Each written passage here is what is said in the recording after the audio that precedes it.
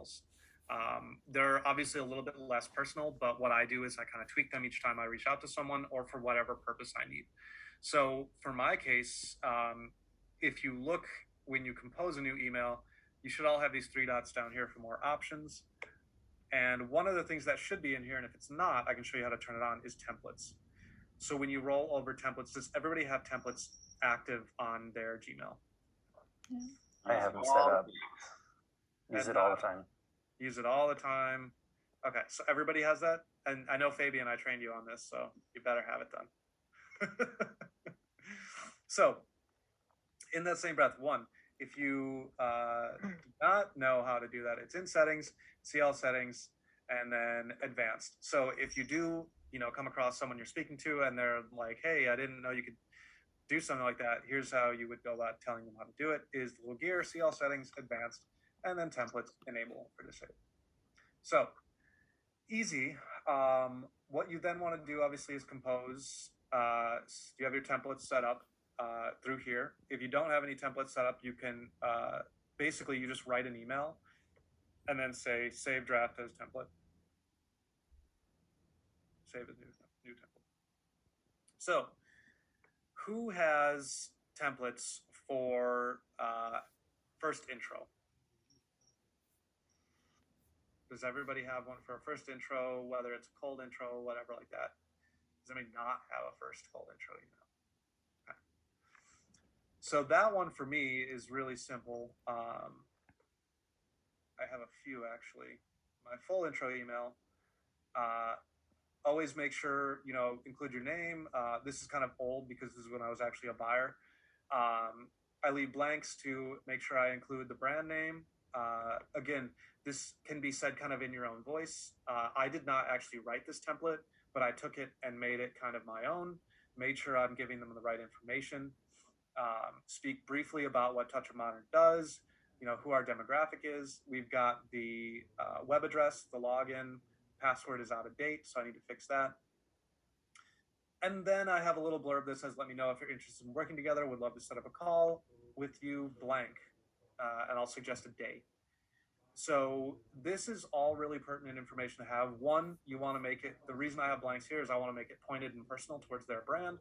The reason I have a blank here is I don't want to say, hey, let's set up a call. I don't want to be like vague about it. I want to tell them, let's set up a call Tuesday morning. I want to talk to you on Tuesday. Is that cool for you? Does that work? Because if you're not pointed about it, they're just going to say, yeah, we can set up a call. And then it's just a ton of back and forth. The other thing I have on here is a link that says you can schedule a call with me on Calendly to fit your schedule. Does anybody not have this? Is everybody aware of what Calendly is? I'm aware of it, but I personally haven't used it. Ian, I think it's a little bit less pertinent for managers because I found it became very distracting once I became a manager. So if you're not familiar with Calendly, it allows other people to just jump on your calendar and schedule things within it. It links to your Gmail so that basically what happens is it blanks out anytime. So if I were to click this, whoever's talking to me can schedule a 30-minute call. All I did was set this up in Calendly. It's free. I think you can set up one version of this in Calendly. Whereas if you have a subscription and pay for it, you can set up like schedule an hour-long call. You don't really need anything else from that. But so then they'll just click this, and then they'll have access to a calendar. It's obviously not going to show them everything that I'm doing, but it'll say, okay, on the 30th, you can schedule at these times. And I always gave myself quite a bit of early morning and late night, well, not late night, but nighttime as well, in case I'm dealing with someone international. So if I'm dealing with someone in Europe, 7 a.m. is probably better for them because that's later in their day. So it gives a wide enough range where I might be able to meet with someone in China at 6:30 p.m. because that's exactly 12-hour difference at 6:30 a.m. This is all up to you. If you're doing this, I don't necessarily expect everybody to be speaking with someone. I have personally had calls with Russia at midnight. We all do what we can to connect with our vendors and make deals and close sales. So if you're not using Calendly, it can be a very powerful tool because it's very hands-off for you. It's basically, you might come in the next morning and see that you've got a call scheduled at noon with someone because they scheduled it. You always get emails. It gives you an email notification when someone does it. But if you don't have this set up, all you got to do is go to Calendly.com, set it up, and then as you can see here, I just linked it in a sentence. I actually used to also link it in my signature. I stopped doing that when I became a manager because I was getting AP calls. AP, AP. People are scheduling calls with me to talk about AP, and I was just like, no. So it works in its own regard, and sometimes is not perfect, but I've seen it be effective, especially if it's someone who you're not getting a ton of response from. I've had vendors actually just schedule something on my calendar instead of like responding to the email, and then it can kind of come as a surprise, but it's really nice to actually just go in with a conversation ready to go than have like a whole email back and forth, because sometimes that's a lot to explain.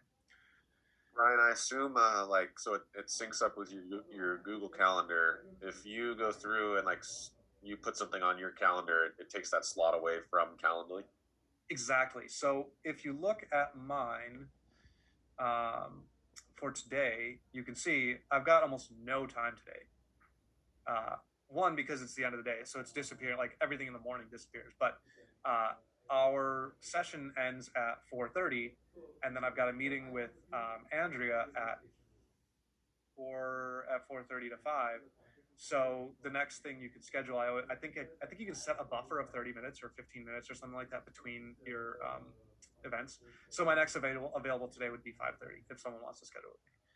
And then same goes for tomorrow. Is you can see there's nothing available at 9 or 9:30, nothing available at 11, nothing available at 1. Like anything that's on my calendar, it takes away from here. So somebody can't just go in and schedule meetings over